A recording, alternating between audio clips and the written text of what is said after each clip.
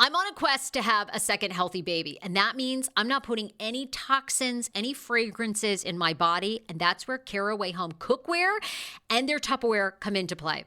Right now, when you use my code TSFS at carawayhome.com, you get 10% off. I'm sure you're like, Sarah, what are you talking about? Well, Caraway products are non-toxic. That means they have no PFAs, PTFEs, those forever chemicals that are extremely hard to pronounce. And I just ordered their storage containers in navy. Oh, and hello, they don't have any toxic chemicals either. Don't believe me? Go and read their 5-star reviews. Over 65,000 people have rated them 5 stars.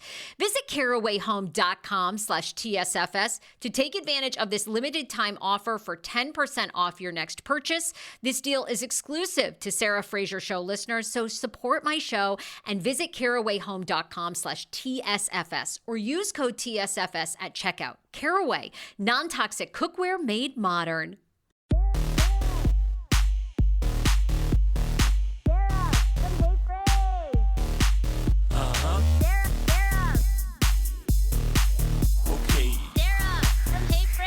Danielle Winston, the founder of Seed Scout, is here with me today on the Sarah Fraser Show podcast.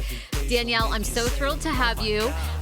Full disclosure here on TSFS, you're a brand new sponsor. We love that. Yeah, so excited. We love a new sponsor who gets to come on and tell their whole story. Yeah. For people who don't know, Seed Scout is an amazing sperm donation center. So you guys service straight women who are looking to become single parents, gay women who want to have a child, and you are doing it in such a unique way. So thank you for coming and telling your story. Yeah, no, I'm so excited to be here. I mean, as you know, I've been listening to you forever because I'm from the DMV. So I'm going to do a little shout out to how great you were. But yeah, no, I'm so excited to be here. And it's a great thing to like meet you and to be able to do this with you. Well, I'm honored. You know, I mean, thanks to you and so many, I have so many listeners that have stuck with me since my Kane Show days and DC's 107.3 and Fox 5. And so I'm honored that you know all those places. And, you know, we have a great network of a lot of women that listen and, you know, really deeply care about the companies that they frequent, which is why I wanted to partner with you. So can you tell me a little bit about your story and how Seed Scout started? Yeah. So my wife and I started like all people do, right? We started on sperm banks and we signed up for all of them, like every single one, probably too many. We scrolled through and I think it was this perfect mix of my wife being incredibly nervous about medical histories because she's a physician, and then me being really picky about looks and like how many families were going to be out there with the exact same genetics and things like that. And so we were like, this is not the way we need to do this. Like there has to be a better way. There's no way that this is like the only thing that we can do. So we went to a friend, we asked him to be a donor, and he was amazing, right? Like he's a friend from my law school. He was so incredibly sweet. He said yes without even thinking twice. And we went so far into the process with him. We ended up like doing genetic testing, not being able to go forward. And then I was like, I think that was like our sign. Like we need to figure something else out. That might've been too close. Maybe it will like alter relationships. It might be a little difficult. And then we found a known donor where we got to know him through the process. And we adore him. Like it is the best. I mean, I think I showed you pictures of him before. He's by the way, he's JFK Jr. reincarnate. This man is so hot. And Danielle and her wife have this beautiful little boy. Which of course we're going to talk about how you select donors, and I'm just going to say your donors are so hot. So, which is very important when you need looks. It's very important. You need looks, you need health, you need like personality, you need all of it, right? Like this is a big decision. So it's great. Yeah. It's a huge decision. And, you know, I'm grateful, you know, I guess I think like all of us, right? Women, men, when you start out to have a child, I don't think you're going to be that woman or man that is down this road of IVF and surrogacies and miscarriages. You know, you think because we're told in high school, like, oh my God, don't have sex, you'll be pregnant in a second, which I mean, the irony is, right, when you're 18, that actually does happen. Yeah. The people who don't want to be always get pregnant right away. The people who want to be find it impossible. Right. Find it impossible. And I've been navigating the IVF world, and I'm so grateful to have found you because I will tell you, and I want to know your opinion since you're the insider on the business CEO side. This industry, it is so hard to find people you trust. Why is that? I have to imagine it's the same on the sperm donation side. What I have, I'm on my fourth IVF doctor. Not that these people aren't good people, but the way that they do business is just so you're pushed in, you're out. They have no regard for your time. They're fucking late. Sorry. All the time you go into these, I mean, here in Los Angeles, they don't get, it's like, how do you expect me to pay the $30,000? I do have to work, you know what I mean? For sure. And not only that, but I think a lot of times you ask a lot of questions, you don't get a lot of answers, and you don't know why sometimes they're recommending, oh, we'll just get an egg donor. You know, and you and I have talked about this offline. Lots of times that's because there's a starts.org website everyone should go to. You can look up a lot of IVF clinics and you can see their success rates for women at different ages. And a lot of times they don't have good success rates. So, or they're pushing you to get an egg donor so they can say higher success rates at their clinic. Yeah. I'm curious, why do you think this industry is, I don't know. I don't want to say like not, on the up and up, but it just is so hard to navigate. What is your take?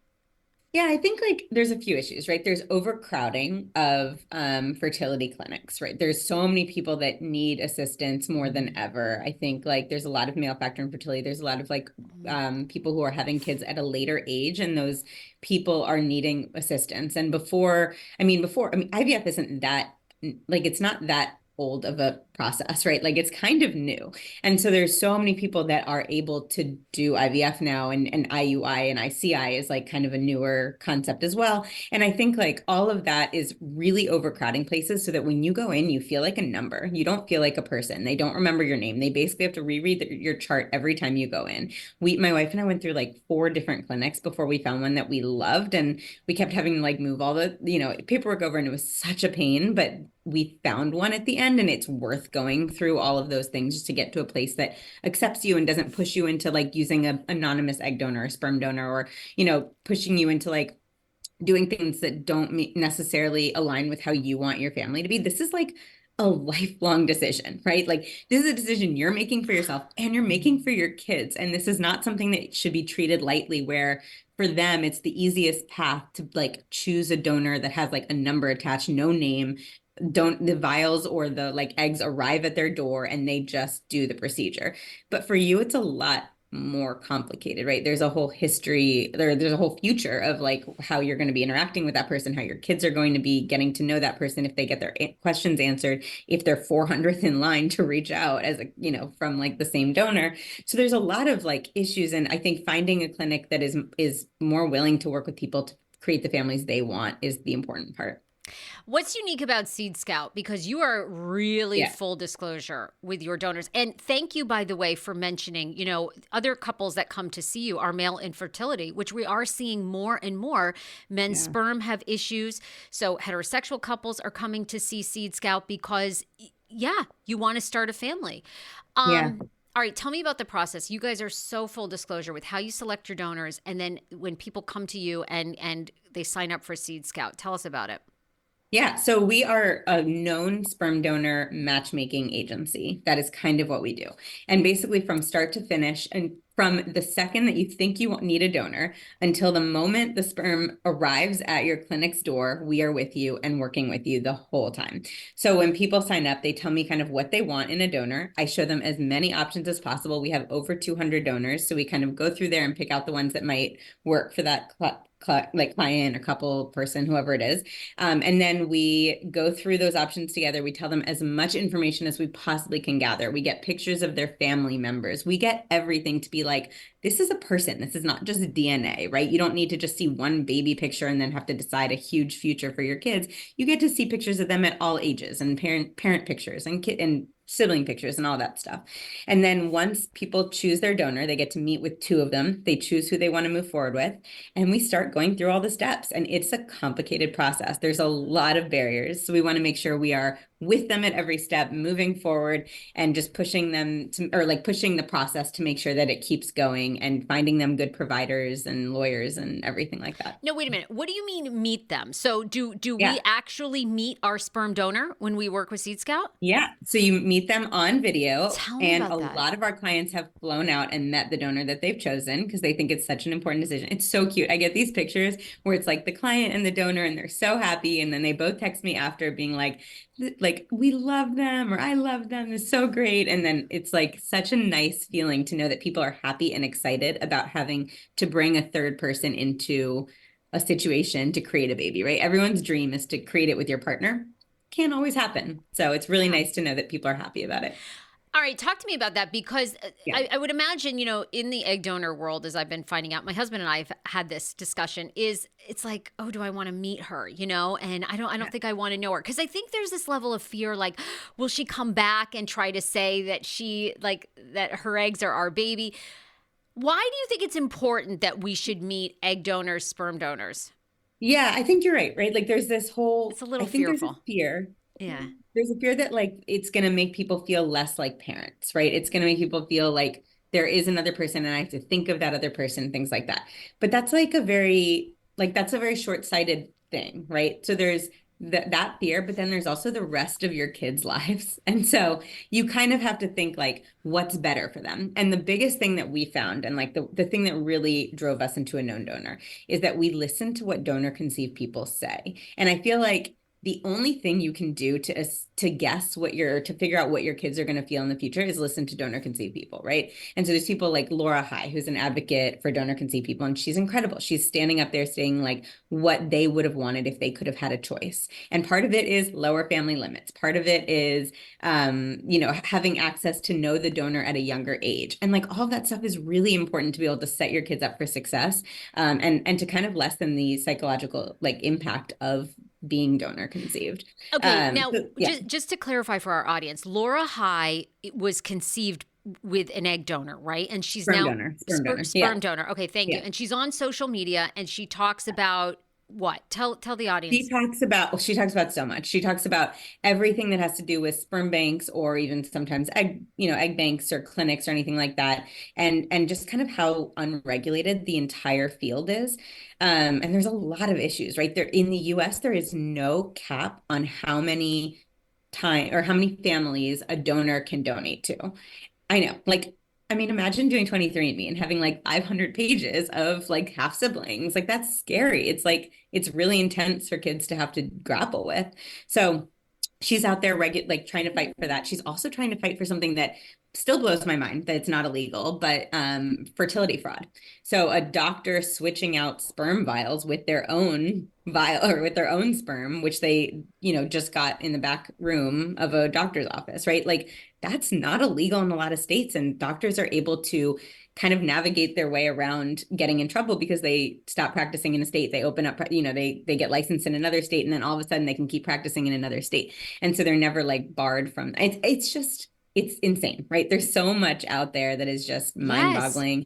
Yes, that's why I wanted to work with you, because you guys at Seed Scout actually put a cap on how many on your sperm actual donators, right? They can only donate 3 times through your organization. They can donate to 3 different families, which there's no child limit. There's only family limits, right? So each family can have as many kids as they want, but they can't then in turn donate the embryos or sperm to someone else. So we're trying to keep it to 3 families. But what that doesn't stop is donors can have their own kids. They can donate to a family member if there's male factor infertility in the family, like a sister-in-law or cousin or anything like that. And then they can also donate to someone who they were friends with before sperm became a topic, right? We're not trying to alter their lives, Sure, but we're trying to also not have too many people out there with the same genetics. Like there's been stories of incest without even knowing, right? It's wild. Yeah, it's wild. And probably as we all face more fertility issues, that's going to continue. That has to be on kids' minds. You told me about a guy, donor Dylan, who is on social media. He's he's a young guy. I think he's 27, and now he's found out he's the father to like 96 children or something. And the scariest part is that it's probably more like 250, because approximately 40% of people actually like alert the banks that they've had a kid, and that's how they're counting it. And so like, yeah, absolutely. There's probably like 250 kids out there with his genetics. People should look him up. Actually, People Magazine, you and I talked about him, and then People Magazine this past week featured him because he's going around to, or, you know, reaching out or whatever to the families that do know of him, and he's going to meet, you know, the kids that he helped bring into the world. So sweet. He's so kind. Sweet. And I think he's on like 96. And to your point, it's like, and okay, so let's talk about some of the dysfunction in this IVF industry and why it is unregulated, because you brought that up. On the sperm donor side, so a lot of these men can go to multiple banks. Lots of times they're college age kids. They're almost always college age kids. Okay. Yeah. And what is happening like at these major donor places? They're not they're not keeping an eye on how many times a man is choosing to donate. So I wish that was it, but it's not it. It's that they don't actually, there's no regulation in the US. And because of that, banks are just, I mean, they're profit like places, right? All they care about is profit. So they're having these college kids come in, donate as many times as possible, because each time they come in, they get $100. And so, of course, as your little like math brain in college is like, I can donate 1,000,000 times and there's no consequences. This is amazing. They sign an agreement saying that it's going to cap it at X amount of families. And there's two ways that they get around that. And this is really important because people looking at banks, and even from maybe even egg banks too, I don't really know too much about that, but everyone needs to read the contract really carefully. One thing is that they only count the number of families when someone has reported a live birth. 40% of people on average report live births. So when they say 40 families, you're really looking at like, 100-ish, 110 families. Then what they do is they say they won't sell it to any other families after they hit that limit of live births. And then they take the leftover vials, because no one's throwing away leftover vials, right? Let's all be honest, that's money to them. So they're taking leftover vials and they're selling it to other countries. So they're going to Canada, maxing out at their 10 family limit, going to England, maxing out there, going to Brazil. And people don't realize that because that's not counted as families. And in the agreement, they are like able to get around it through that. So yeah, people like Donor Dylan, of course, are upset and thinking, I agreed to, donate with this like small amount of families of mine. I didn't even think we'd hit that number of families. And now all of a sudden kids all over the world and all over the US are like reaching out to me, and there's no end in sight. And it is crazy. Where is there any possibility of some sort of regulation happening in your industry? I would love that. I think Laura High and people like that are fighting so hard for that. There's also someone fighting because her son committed suicide because the donor had a really bad psychiatric history, and they didn't catch it. And they didn't even alert all the families and everything like that. He ended up committing suicide, as did his donor. And she's fighting really, really hard trying to pass a bill that forces sperm banks, and we will be the first people to sign up, I promise, to check medical history. So like waiving HIPAA, checking medical history with their primary care doctors. It obviously doesn't solve like checking their entire family's medical history, but we would have been able to catch if someone was institutionalized for medical, like psychiatric issues, before donating. So it's like, there's so many things that people are really working hard for. And there's unbelievable amount of pushback, which you would be shocked at. I mean, I'm not shocked. I'm not shocked because it's huge money. These IVF clinic, and I'm not saying that they're bad people that work there. I mean, we live in a capitalist society, but when that happens, you do need regulation because the bottom line is money. So to your point, if they can find ways that are not deemed illegal to resell, reuse, use these, your eggs for research, some of that is good, but they need checks and balances. And our industry, this IVF world and sperm donation has I don't think people realize, has none. Yeah, none. And it's crazy because the reason that they're saying no to like family limits, right? Like, let's take the most basic thing. Family limits cannot hurt anyone. It's great. But they're arguing that it hurts families because then we're lowering the number of potential donors in the pool if they get taken away fast, right? With 3 families or 5 families, whatever it is. But the truth is, what's really lowering the number of families is the fact that they're not allowing gay or bisexual men to donate. What's lowering the amount of donors. So that's what's really causing the problem, right? If they opened it up and they weren't so perfectionist on like family medical history, which most of those medical histories are lies anyway, then what we're doing is like opening the pool for more people to donate. But what they don't want to fix those things. They want to just blame the donor conceived people and other people who are advocating for lower family limits, saying that they're inherently trying to change the way that people can conceive. All right, talk to us about that. So in the sperm donation world, they do not accept currently bisexual or gay men to be donors. You cannot have had sex with another man in 5 years prior to your donation. And that cuts out a lot, even straight men. That cuts out some straight men, like it is crazy. Believe me, I'm sure you have heterosexual couples that are coming where guys have had sex with other men. I mean, yeah, 100%. I mean, come on, But okay, and why? I'm assuming that's why, because of the stereotype that they believe gay men have HIV, could be HIV/AIDS or whatever. Yep. Okay, which even though honestly, more straight people have HIV than gays right now. So yeah. So okay, but at Seed Scout, you guys do accept, and I love your reasoning for doing this, because I think you have such a great plan. You really want donors to come and be fully transparent, and by your process that you do at Seed Scout, which is you don't judge, there's of course they're doing blood tests to do all disease checks. I'm sure they've got to do a whole genetic panel, right? Yeah. Okay. So by being open and saying, yes, we accept if you've had sex with a man before, you're gay, you're bisexual, we take those donors. What does that in turn then do? Well, it lets people be honest, right? And the other thing is what we do is we tell them that there's nothing in their medical history besides HIV that will disqualify them. And so by doing that, I mean, everyone has medical history, right? Like everybody. You will never find someone who does not have a grandparent that died from something that might be inherited. Heart disease, diabetes. I mean, it's the same with egg donor. You go through all these and you're just like, kind of like, you're picking, they all have cancer, I mean, they've all had something. Yeah.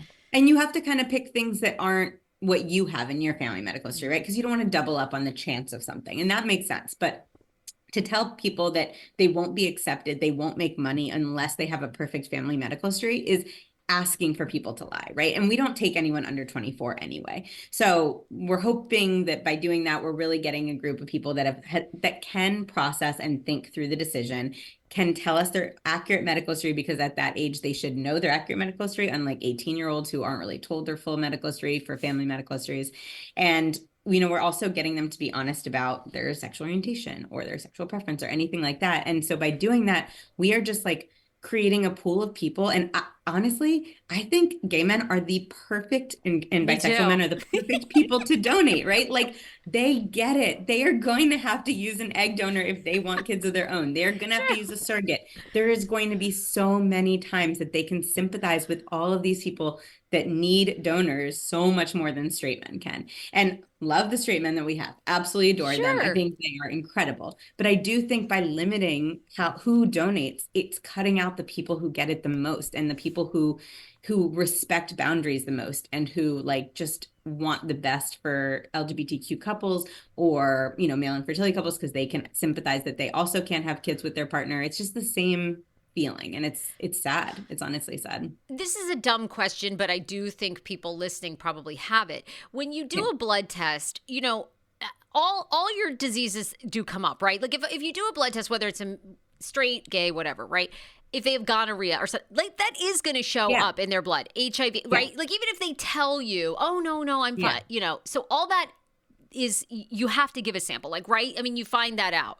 Yeah, for sure. So you do a genetic test that's separate. That's for like carrier genes to make sure you don't have the same genes and you're not passing on a major disease, like that if you have the same genes as the person whose eggs it is.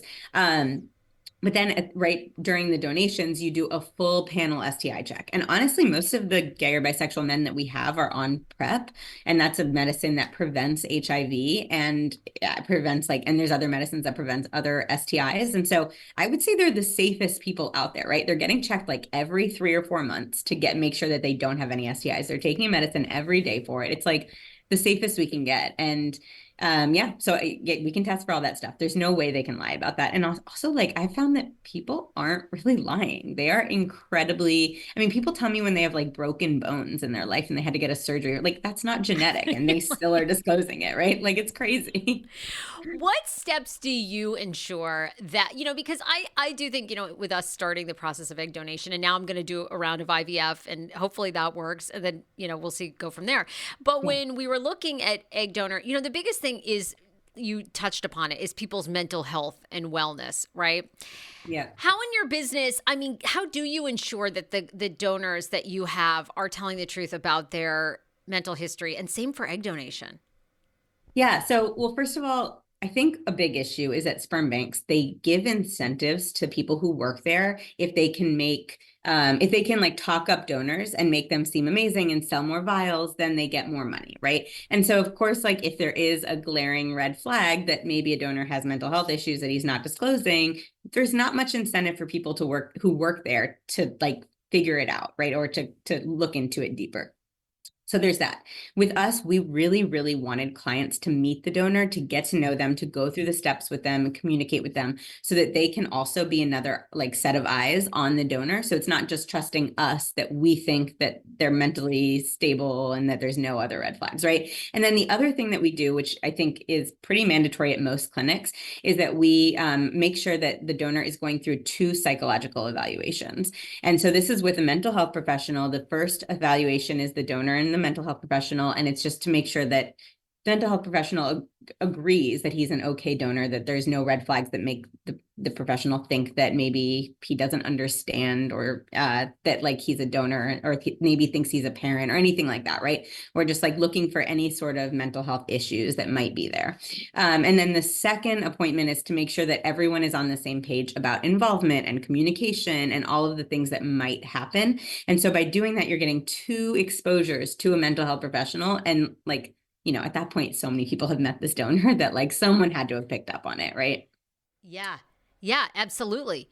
And that's a big thing, I think, for all of us worrying about egg donation, or, is what is their mental health, and are they, healthy, and disclosing that, For for sure. for us to know. What else? Like, what do you think is the most important questions? Because I've learned so much in the IVF world, mostly that, finding amazing people like you and really asking around and finding clinics that are ethical, that have ethical standards. The SARTs.org numbers are great for people to go look at, but those can be manipulated. So you have to kind of do your research there. But are there other questions as an insider that somebody, if they're coming to you, Seed Scout, sperm donation, or looking to get into the fertility world in any way, should ask? Yeah, so I would ask, if we're talking about like sperm banks, I would ask 100% how Yes. many families and how is that counted? What happens to the leftover vials? Can it be sold internationally? Is that counted towards the limit, right? Those are the 2 big questions for family limits. The other thing I would really try to look into is how they recruit donors. Are they going on college campuses and putting up signs and throwing parties at fraternities? Because those people aren't necessarily the best people to be donors. So just checking the age of the donor, checking how they're recruiting it. And then I would say also to be really wary of people who don't have medical history, right? Like people who are reporting that everyone in their family is perfectly healthy and everyone lived till 95 and no one died of anything like substantial, no cancers. Like, I mean, come on, everyone knows that can't be right. So just to be really careful about it. And it's better to know and for there to be more medical history than to not know and to be taking, stabs in the dark, like to try to figure out what to screen kids for at an early age to protect them.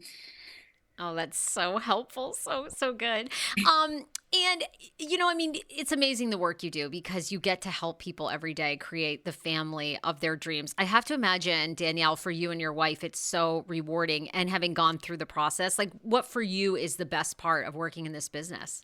Oh my God. Well, I came from being a lawyer and nothing about that was rewarding. So I will say everything is different.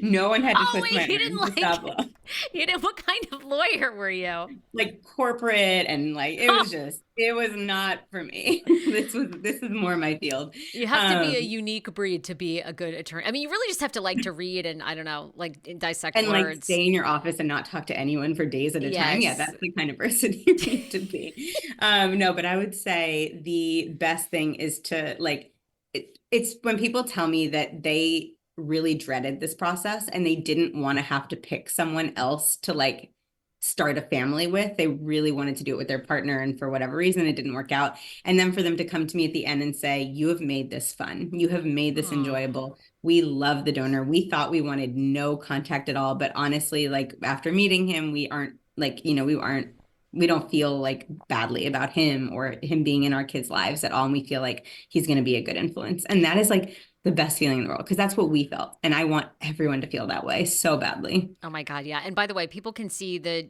fabulous donor to you and your wife on your website. Yep. So yeah, well, believe me, I'd want him in my life. He's the best. And he's also like just as kind as he is hot too, which I'm like, how? I mean, they make people differently in Italy. I honestly think that. They do. Tell us about how long from start to finish on average does it take to pick a donor, a sperm donor in your world, get that sperm and of course, then it depends on the woman, right? I mean, some women use, my dear friends who are a lesbian couple used IUI and amazingly, got pregnant like the first time both of them used IUI. It never happens. Never happens. Never. And they have 3 beautiful children. But so give us an estimate of like how long it usually takes. Yeah, I would say somewhere between 3 to 5 weeks to pick a donor. And then I would say to go through the steps, anywhere from a month and a half if the donor's already donated, done all the testing, to 3 months if people work quickly and go through all the steps. I mean, there's like a whole 3-week wait of a genetic test. So that's kind of what's slowing it down the most. But otherwise, it's not that long. It's just a lot more work than being able to like buy vials of sperm like you're buying shoes on a website, right? Like that should not be how this is. But anyway. I definitely want to talk about price. I'm always full disclosure with my audience.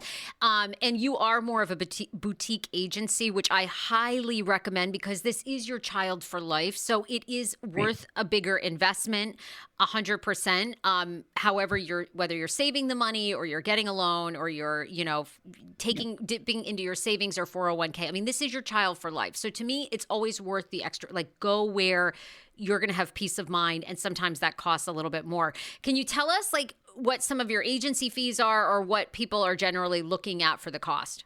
Yeah. So our fee for a 3-family donor, right? It's a donor who maxes out at 3 families, which is our cap. That is $4,500 for us, $5,000 for the donor, and always, no matter what, nothing we can control, but about $6,000 to $7,000 to go through the steps. If you get the exclusive package where it's a donor that only donates to you and no one else, then it would be $7,500 for us, $13,000 for the donor, and then still the same $7,000 to go through the steps.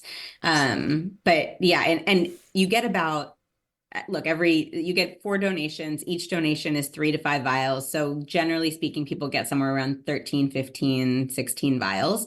And so if you start doing the math, it's like $1,800 on a sperm bank, and you end up saving money. It's just that it's more upfront than it is in the if you're buying a few vials at a time. Oh my God, that's so great to know. And I just feel like too, when you're doing this process, having, you go to some of these bigger clinics, it's like, you just don't even have access to anybody that can talk it through. And I know you personally, and I can imagine everybody at Seed Scout is, like you said, very hands-on, which this is such an intimate process. Like to me, that is worth the extra money. And like you and I have talked about, I'm going to outside of San Francisco to have my IVF retrieval done because they are sort of the one clinic. I mean, they really take the time to like talk to you and, they're giving you their personal cell phone. To me, it's like, wow, that's such a huge difference than being, don't even get me started. Anyway, schlepped into these clinics here in California and waiting 30 minutes. And to your point, they're looking up your chart and then going, wait a minute, let me go double check. So they've done like you're spending all this money. They haven't even taken 5 minutes to review your chart prior. No idea. It's like, okay, I mean, yeah. I just can't even tell you. To Yeah, me, I that's how value the personal experience of it so much. I just don't want to be a number. no one wants to be like flipping through Tinder sites or like, like to look for a donor. No one wants to be like going into a clinic and feeling like they're one in literally a million that doctor is going to see that day, right? Like this is really important to us and it should be important to them for helping us create a family. So I get that 100%. I agree. What I want to ask you too, as a lesbian couple, how important was it for you and your wife to have a child? Like to me, I hated kids until I was 35 and now I'm obsessed. I'm like, my only mission in life is to be a mother. I love it. And I love to see so many more gay couples having kids. Cause I have I have four gunkles. So 2 sets of gay uncles I grew up with who are hysterical. They never liked children though. They loved us. They were the most fun, like second parents, and they helped us go on trips and they were but none of them ever wanted children. They hate kids. So yeah. I mean, they're living their best lives. So I don't blame them. Like kids do pull you down a little bit. You can't go on as many trips. You can't. But I love to see so many gay couples having, I think it's the best. Yeah. I don't regret it one bit, but tell me about, why it was important to you guys and why you see so many wonderful lesbian couples, heterosexual couples coming in and wanting families.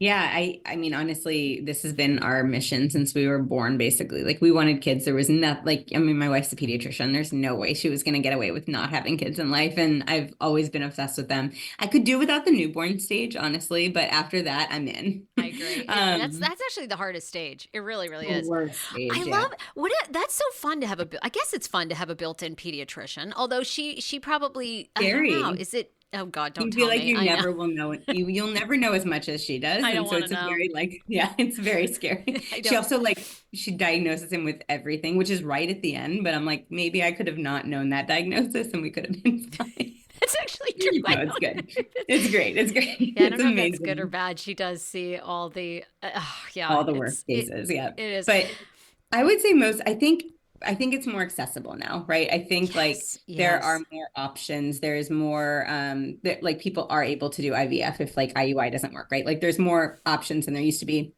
I think there's a lot more influencer couples that are out there really, showing people that this is this is accessible and this is possible for LGBTQ couples. And I think that's really, really important. So we have so many LGBTQ couples that are looking to have kids and it's so beautiful. And I think there's so many single moms by choice too, right? Like they're getting to the age where they're just I don't know if I'll find someone and I know I want kids enough that this isn't worth the wait for me to find a partner. And it's been so beautiful to watch those people have kids on their own and fulfill their dreams without needing a partner.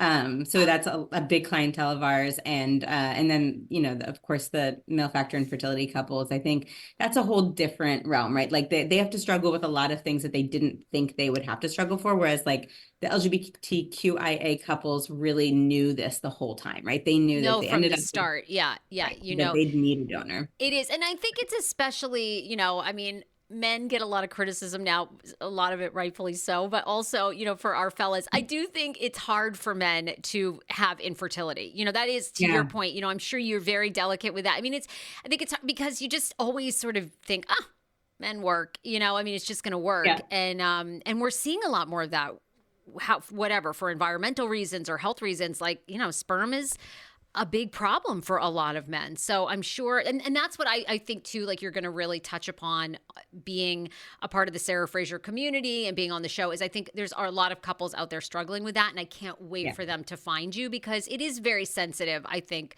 for a lot of men, and yeah, it really is. Yeah, it's very hard. Seedscout.com is the website, correct? Theseedscout.com. The Seed Scout. Thank you. Theseedscout.com. You're going to be seeing it all over my social media. You need to follow them.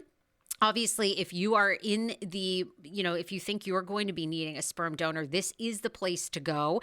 Also, spread it around. Share it with a friend, somebody that might be dealing with whether it's, sperm infertility that they're facing or your favorite lesbian couple, whoever it is. We want to pass it on because only your favorites. Only your favorites. Yes, we only want your favorites. Not your not favorite lesbian couple. But Danielle Winston, thank you. I mean, you're so accessible to the Sarah Fraser audience, so people should also slide into, Seed Scout. You're on Instagram. We're going to blast all your socials, but even on your website, there's a contact. So if you have any questions, Danielle, her team are there to help. I can't wait for people to just discover you even more. Thank you, Danielle. Thank you. I appreciate it. All right. We'll talk to you soon. Thanks. Bye.